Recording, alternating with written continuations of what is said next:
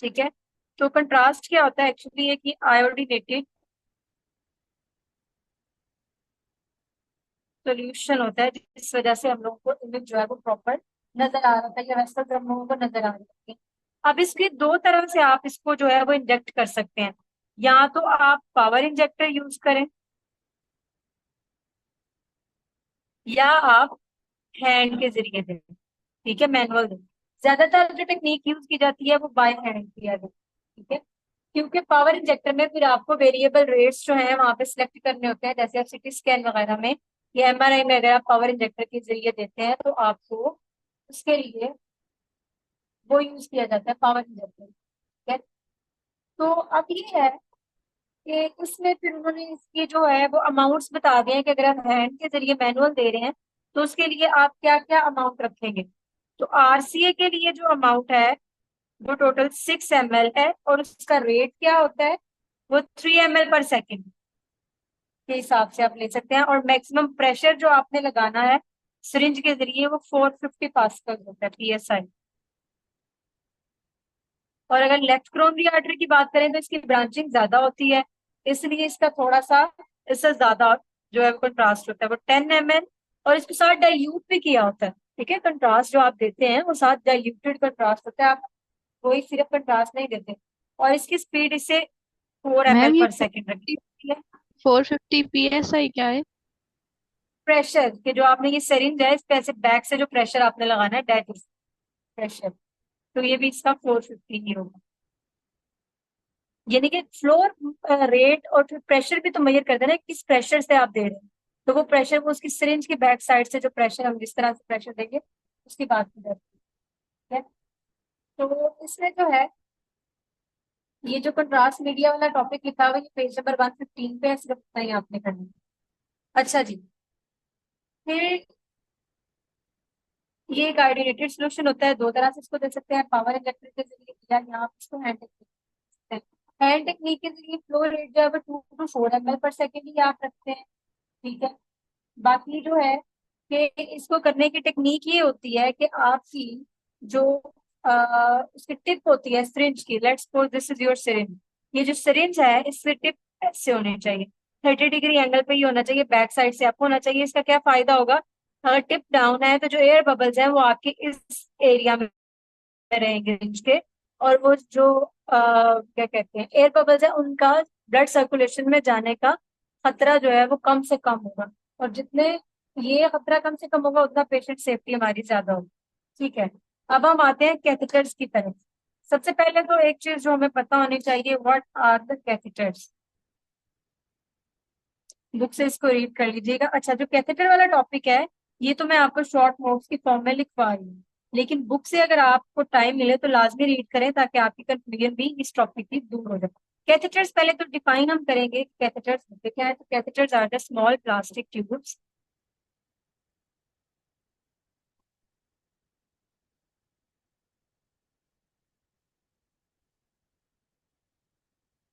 Okay,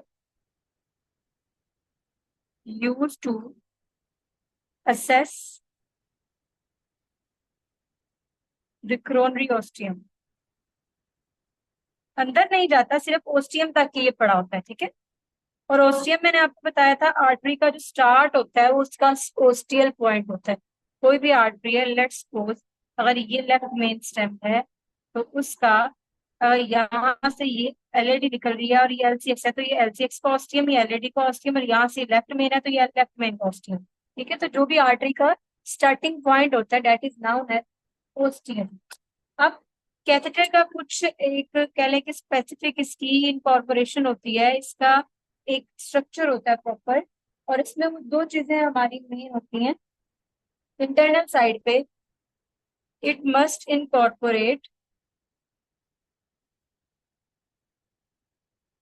Teflon internal lining.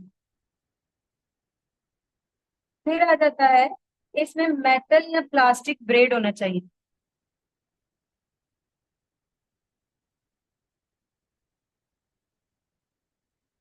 Metal और plastic bread जो है उसका क्या मतलब होता है कि वो स्टिफनेस उसकी इतनी सफिशिएंट होती है कि बैकअप सपोर्ट के लिए होता है। फिर उसके अलावा इसकी जो आउटर कोटिंग होती है स्मूथ होनी चाहिए।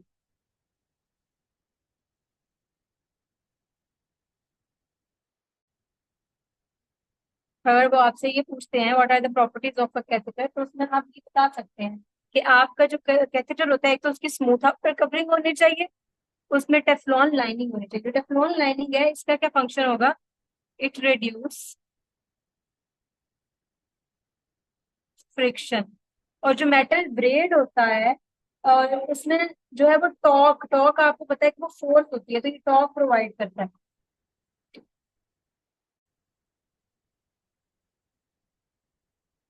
Provides torque and and sufficient stiffness.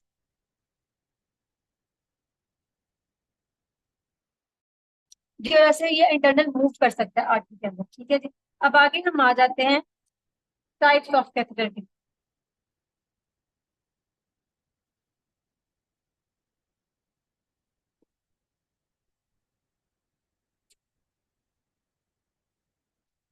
Catheter की डिफरेंट टाइप्स हैं।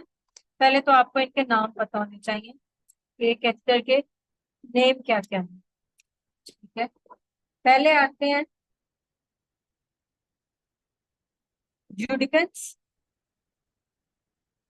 सबसे ज्यादा और वाइडली यूज होने वाले कोरोनरी आर्टरी के कैथेटर। जी, जे के साथ इसको हम लिखते हैं J1 और J2 यूडिकन्स। राइट। फिर ये भी राइट होता है, ये भी लेफ्ट होता है। इसको हम जे इस तरह लिखते हैं JL1 JR, JL और JR के जुड़कंस लेफ्ट और जुड़कंस राइट। ठीक है। सेकंड आपके पास आ जाता है इम्प्लांट स्टाइल। कई बार वो वाइवा में इनके नाम पूछ लेते हैं। मोस्ट वाइडली ये यूज होता है इम्प्लांट टाइप। ये भी आपके डिवाइड होते हैं राइट में और लेफ्ट में। फिर आपके पास आ जाता है MP, स्टैंड्स फॉर मल्टीपर्पज।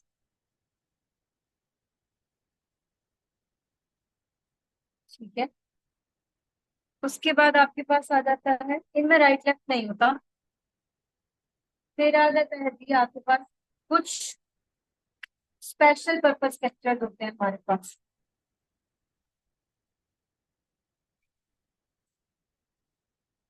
उनके नाम हम लेते हैं,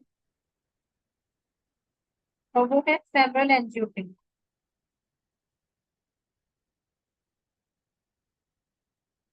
उनमें जो वेन ग्राफ्स आपके होते हैं, उनके लिए आप वो कैथेटर जो है यूज करते हैं, तो वो आ जाएगा right and left coronary when graph. Same, ये लेफ्ट कोरोनरी वेन ग्राफ का भी। फिर आ जाएगा एक कैथेटर, आपको याद होगा मैंने बताया था, IM में catheter, IM internal memory artery graft catheter. ठीक है, इसको IM ही बोलते हैं कि IM दे दें। तो वो इंटरनल मेमोरी जो हम लोगों ने लीमा और रीमा, मैंने आपको दो ग्राफ्स बताए थे, उनके लिए ये यूज होता है। तो इंटरनल मेमोरी कैथेटर हो गया। अब आ जाते हैं कुछ हमारे वेंट्रिकुलोग्राफी के लिए, जो हमें फर्दर आगे पढ़ना है अभी टॉपिक। तो वो हमारा आ जाता है वेंट्रिकुलोग्राफी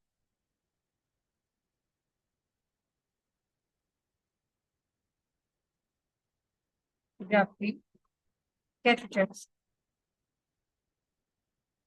इनमें हमारे पास जो मेन नाम है, और वो वाइवा में बहुत ज्यादा पूछे जाते हैं, उनके साइड होल्स, उनके एंड होल्स, इनके बारे में। उनमें सबसे ज्यादा मशहूर आता है जी पिगटेल की। और पहला सवाल हम ये करते हैं, इसको पिगटेल क्यों बोलते हैं? क्योंकि इसकी शेप ऐसी होती है। फिर आ जाता है हेलो कैथेटर्स, और एक है जी मल्टीपर्पज, इसमें भी आ जाता है MP। तो ये है बेसिक हमारी कैथेटर्स की टाइप। इनको अब आगे हम वन बाय वन देखेंगे कि इनकी आगे इनके एंड होल्स होते हैं, इनके साइड होल्स होते हैं, या किस तरह के होते हैं। ये सब चीजें हम लोगों को इसमें पता लगेगी। तो यहाँ तक अगर किसी का कोई क्वेश्चन है तो बताएं, नहीं तो फिर हम आगे चलें। आपको पहले ये बता दें मैम कि ये जो आप कैथेटर क्या हुआ। जी बताएं।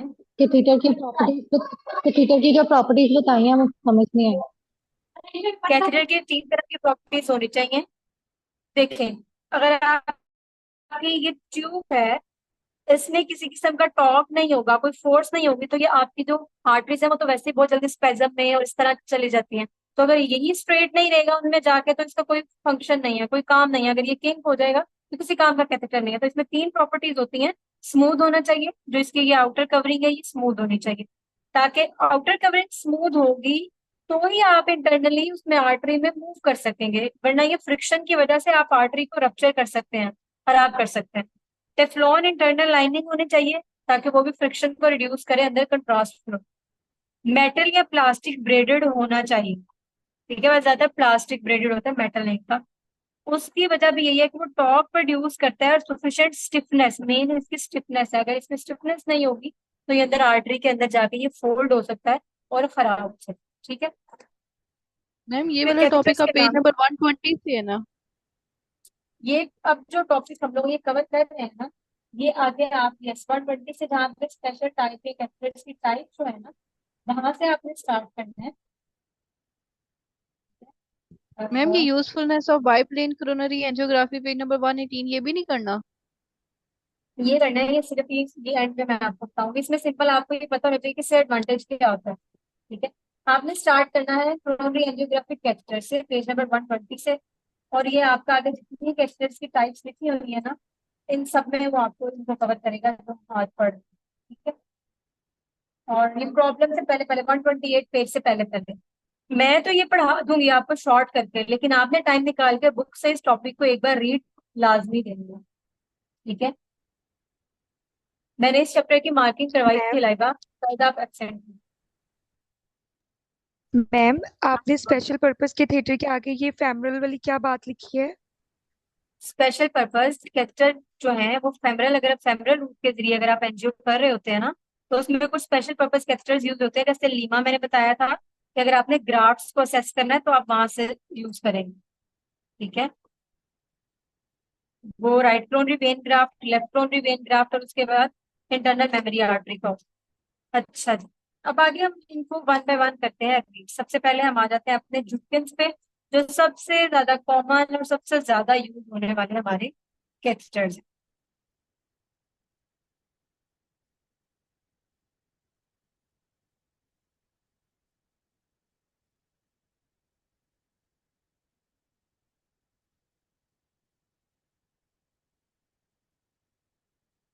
अच्छा जी, जुटकिन आपको पता है हमारे पास जुटकिन कैथेटर हैं। मैं इसको जे लिखूंगी, JL एंड JR। 2 तरह के कैथेटर्स हैं हमारे पास, जुटकिन लेफ्ट एंड जुटकिन राइट। अब इनकी प्रॉपर्टीज क्या होती हैं वो हमें पता होनी चाहिए। एक तो दोनों में जो चीज कॉमन है वो है डबल कर्व।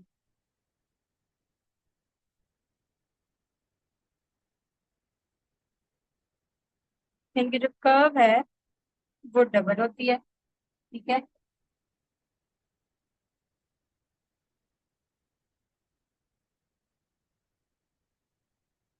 इनमें जैसे ये कैथेटर है ना, तो इसकी आगे यूं इसके टर्न होता है। लेट्स सपोज मैं यहाँ पे अगर बनाऊं, दिस इज, जितना जो राइट वाला है कि जरा थोड़ा कर्व होता है यूं। ठीक है, ऐसे।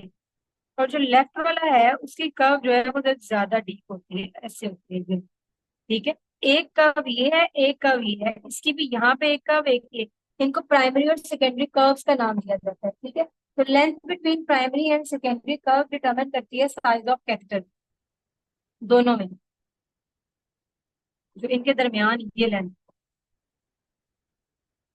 कि अगर हम कहते हैं ना कि मुझे JL, इसके 2 साइज होते हैं, 3.5 और 4। सेम 3.5 और 4। और मैंने आपको इसका यूज भी बताया था कि किस किस तरह हम करते हैं। फीमेल में हम 3.5 यूज करते हैं मोस्टली, और 4 जो है हम मेल में यूज करते हैं। लेंथ बिटवीन जो प्राइमरी एंड सेकेंडरी कर्व है वो डिटरमिन करती है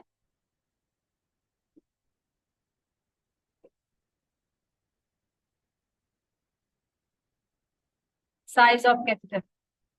यही जो 3.5 और हमने 4 की बात की थी। यानी कि अगर ट्रॉली पे पड़ा हुआ है तो आप कैसे पता लगा सकते हैं कि ये 3.5 लिया हुआ है या 4, तो आप उसके प्राइमरी और सेकेंडरी जो कर्व है उनके बिटवीन आप कर सकते हैं। अच्छा, ये 3, 4, 5, 6 तक इसके साइजेस जा सकते हैं। ठीक है, तो लेफ्ट में मोस्टली ज्यादातर लेफ्ट जो है वो एंगेज होता है JL4 के साथ ज्यादातर एडल्ट्स में।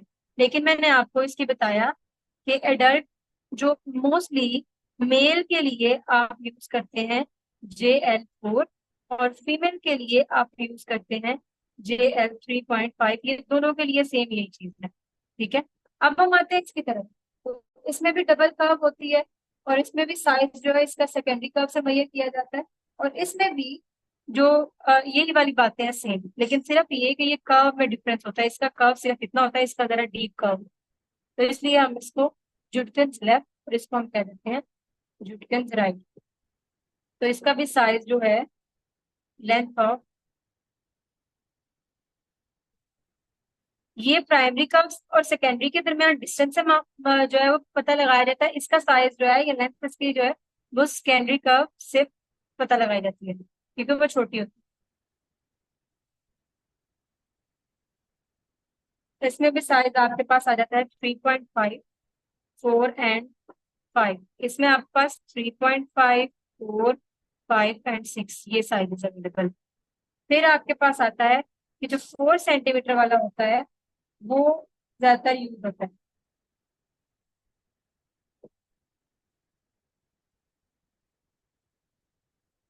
ये है हमारा जुटकन स्ट्रक्चर। अगला आ जाता है हमारा इम्प्लांट स्टाइल।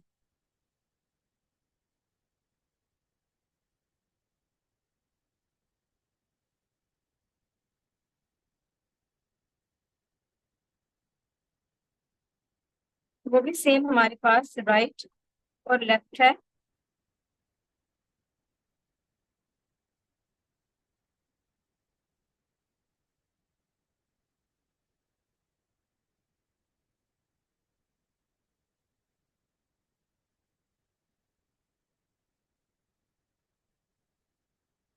इनमें क्या होता है कि जो राइट वाला होता है ये स्मॉलर होता है। इसकी हुक जो होती है वो ज्यादा स्मॉल होती है, smaller but hook shape.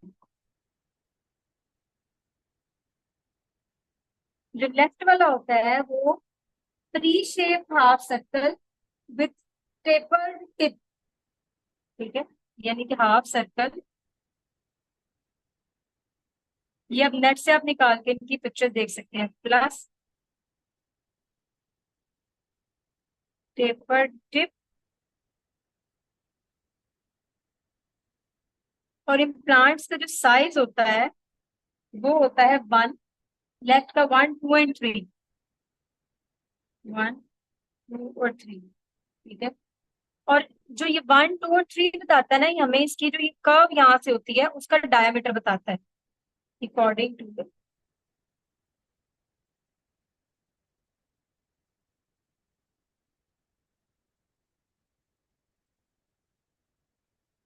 Diameter of the curve. यानी कि जो इसमें हम 3.5 को इंडिकेट कर रहे थे वो एक्चुअली हमारा इसका डायमीटर था, ये वाला। ये जो 1, 2 है ये डायमीटर इस कर्व का इसका इंडिकेट करेगा जो इसका सर्किट कर्व होता है। ठीक है,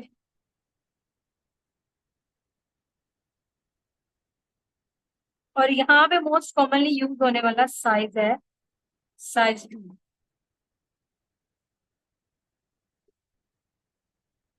मोस्ट, और जो राइट वाला है उसका साइज हमारे पास होता है 1 और 2।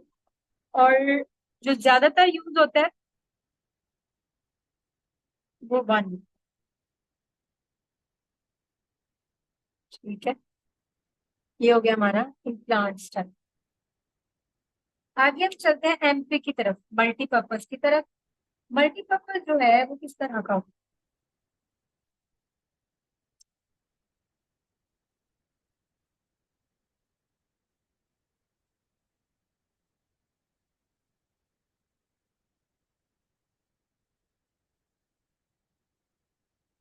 जो बच्चों मल्टीपर्पज कैप्चर होता है वो स्ट्रेट होता है।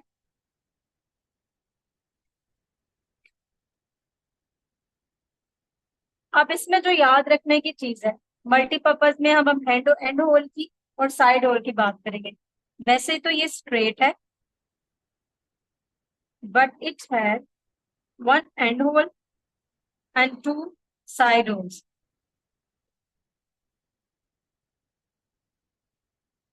होल्स इसके हैं दो तरह के। नंबर वन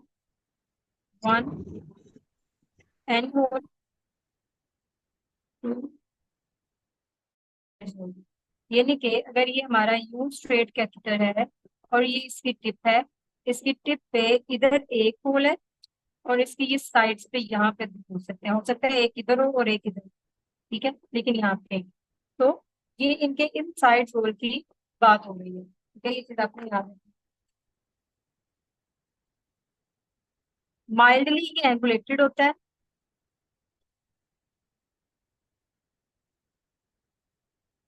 एंगुलेशन कैथेटर में क्यों जरूरी होती है? ताकि वो आर्टरी में अगर टॉर्चसिटी है, टॉर्चस वेसल है, तो वो इजीली वहां से जो है क्या कहते हैं उसको, आप क्रॉस कर सके या आप उसको उसके अकॉर्डिंग शेप दे सके, इसलिए। तो ये माइल्डली जो है इसमें एंगुलेशन होती है, ठीक है।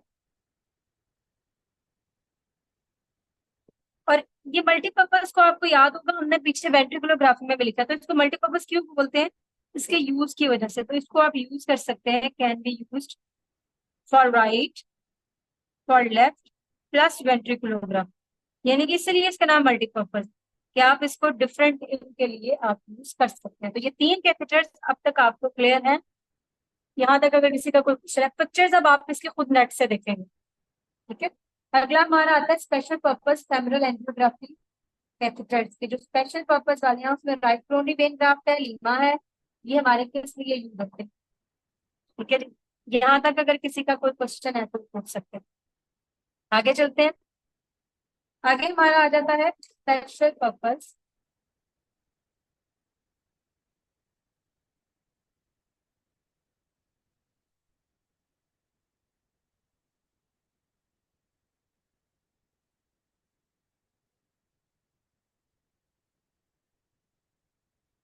Femoral angio catheters.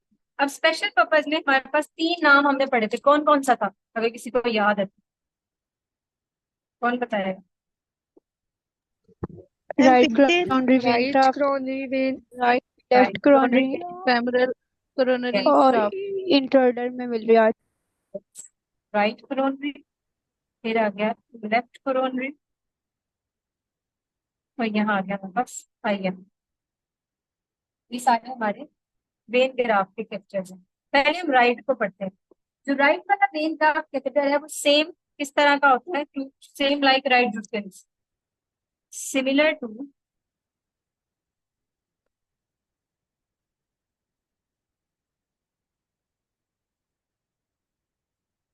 राइट जुस्टेंस, but has a wider, more opening primary curve, but has more wider and open primary curve. उसकी प्राइमरी आपको पता है शॉर्ट थी, उसको सेकेंडरी की बेस पे किया। अब आ जाते हैं हम लेफ्ट कोरोनरी की तरफ, कि जो लेफ्ट है उसका, तो वो भी सिमिलर टू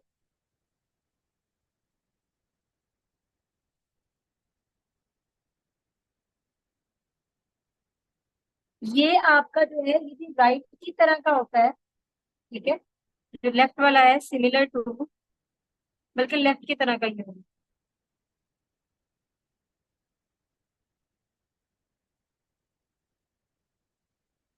बट इसकी ये जो कर्व होगी ये स्मॉलर होगी, ठीक है। But has smaller and sharper, थोड़ी शार्प होगी सेकेंडरी कर्व। वो प्राइमरी है, इसकी सेकेंडरी कर्व, क्योंकि इसकी सेकेंडरी कर्व ज्यादा होती है, मैंने आपको बताया था लेफ्ट वाले। अब आ जाते हैं इंटरनल मेमोरी की तरफ। इंटरनल मेमोरी में क्या होता है, ठीक है। जो इंटरनल मेमोरी होता है इसका पर्टिकुलर हुक होता है,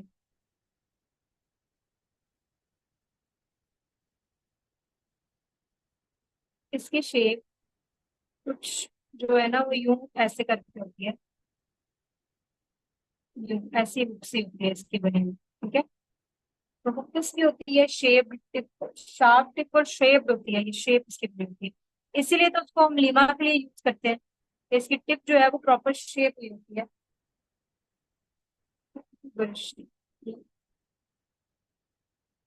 टिप इसकी शेप होती है, तो इस वजह से आप इसको यूज कर सकते हैं लीमा वगैरह के लिए, ग्राफ्स के लिए। ठीक है जी। अगला हमारा आ जाता है वेंट्रिकुलोग्राफी कैथेटर। ये वैसे टॉपिक भी बहुत इंपॉर्टेंट है जो हमने वेंट्रिकुलोग्राफी नेक्स्ट आगे पढ़नी।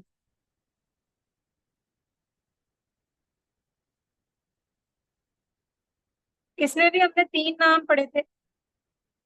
एक तो मल्टीपर्पज हमने पीछे डिस्कस कर लिया। ठीक है, एक हमारे पास पिग टेल। अच्छा जी, जिस तरह मैंने आपको मल्टीपर्पज के एंड होल साइड होल्स का बताया, इस तरह हमारा जो एमपी है और पिग टेल है, ये बहुत इंपॉर्टेंट है फॉर वाइवा। इसके साइड होल एमसीक्यूज में पूछते हैं। ये जो आपको मैं साइड होल और एंड होल्स बता रही हूँ, ये एमसीक्यूज में आता होता है, तो ये पिग टेल इंपॉर्टेंट है। फिर आ गया हमारे पास हेलो कैथेटर, और एक है हमारे पास एमपी कैथेटर, जिसको कहते हैं मल्टीपर्पज कैथेटर। अच्छा जी, अब इनको डिस्कस करिए। पिक्सेल जो है ये फ्री शेप टिप होती है इसकी, पहले से इसकी टिप बनी होती है। अच्छा, कुछ कंसल्टेंट्स क्या करते हैं, लेट्स सपोज कि आपका जो जुटकेंस लेफ्ट है या जुटकेंस राइट है, वो शेप में ना कैनुलेट नहीं हो रहा, पेशेंट की शायद कोई नॉर्मलस है, उसका जो ओस्टियम है वो नॉर्मलस सा है, सही से नहीं, वो क्या करते हैं, वो फिर कैथेटर को निकाल के उसको कई बार ब्लेड से खुद उसकी जो शेप दे लेते हैं, और वो जो है वो काम आ जाता है। तो इस तरह भी हो जाता है। तो इसकी प्री शेप टिप होती है, ठीक है, और फुल सर्कल बनाती है। इसको वेंट्रिकुलर कैथेटर इसलिए कहते हैं क्योंकि इसकी शेप कुछ ऐसी होती है, ऐसे करके, और यूं। इसलिए इसको पिग टेल कहा जाता है, क्योंकि ये पिग की टेल जैसी होती है इसकी शेप। ठीक है, इसलिए इसका नाम है, इन्होंने पिग टेल रख दिया। ठीक है, और ये 1 सेंटीमीटर फुल सर्कल होता है, ऑलमोस्ट 1 cm का। अब इसकी जो मेन बात है वो ये है कि इसके साइड होल्ड होते हैं, एंड होल्ड नहीं होता इसका। 6 to 12 यहाँ पे साइड होते हैं, ये यहाँ इतने साइड होते हैं। इसको वेंट्रिकुलोग्राफी कैथेटर क्यों कहा जाता है कि आप एलवी में जब इसको, लेट्स सपोज ये हार्ट, एलवी को ये समझ लें, तो ये कैथेटर आप अंदर लेके आए तो यूं कॉइल हो जाता है अंदर जाके, और यहाँ पे फिर कंट्रास्ट इस पूरे आप एलवी में आप दे सकते हैं। इसलिए आप इसको वेंट्रिकुलोग्राफी के लिए यूज करते हैं ज्यादातर। और एलवी अगर आपने देखना है, फंक्शनल देखना है, तो उसके लिए तो इसमें 6 to 12 जो है वो साइड होल्ड होते हैं, और स्ट्रेट पोर्शन ऑफ कैथेटर के इस स्ट्रेट पोर्शन पे यहाँ अबव द कर्व। तो ये है हमारा पिक्टोरियल कैथेटर, और ये भी इंपॉर्टेंट है आपके वाइवा के लिए, आपके एमसीक्यूज के लिए। जो हेलो कैथेटर है ये बेटा होता ही 5 इंच कैथेटर है। ठीक है, विथ परपेंडिकुलर टिप।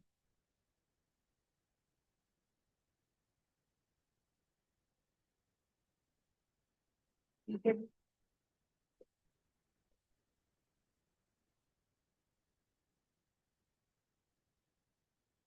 फिर इसके कुछ साइड होल्स होते हैं। अब ये आपने सर्च करना है कि हेलो कैथेटर में कितने होते हैं। इसके जो साइड होल्स होते हैं, ये हेलिक्स के ऊपर होते हैं। ठीक है, और जो मल्टीपर्पज जो हमने पीछे डिस्कस किया है, सेम वही है कि आप इसको कैन बी यूज फॉर वेंट्रिकुलोग्राफी।